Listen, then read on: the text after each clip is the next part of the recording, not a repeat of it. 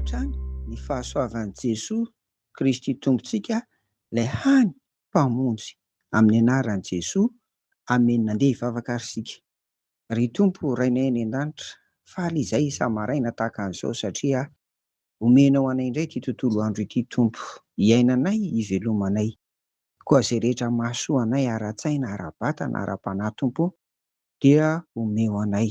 Eto dia misaotra ny amin'ny teninao, sakafo mahavelona amin'ny fiainana iray manontolo, izany indrindra ny fanahy, koa ny fanahinao masina ny hampianatra anay hatrany mba ahazoanay miaina sy mivelona amin'ny teninao Tompo, ary hizara izany koa amin'ny olona izay mila ny teninao amin'ny anaran'i Jesosy. Amen. Anisan'ny mampiavaka ny olona matoky ry havana dia tsy inona akory fa ny fitandroana mba tsara mandrakariva amin'ny fifandraisana amin'ny hafa.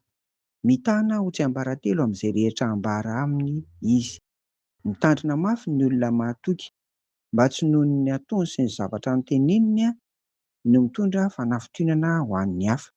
Hoy ary ny Tompo, vakiana amin'ny anaran'i Jesosy, izay mandehandeha manaratsy dia manambara ny hevitra hafenina, fa ny olona mahatoky tsy mba tia lazalaza. Amen. Ohabolana 2:11 izany ry havana. Io ry havana dia samy hafa ny toetran'ny olona, fa nisy tena mailaka mihitsy amin'ny vavany. Araka izany dia raha te hanana toetra mahatoky ry havana, ny olona be resaka, mandehandeha eny, manaratsy araka ny nambara teo, dia voalohany tsy maintsy mifoana sy mibebaka ny amin'izany izy aloha.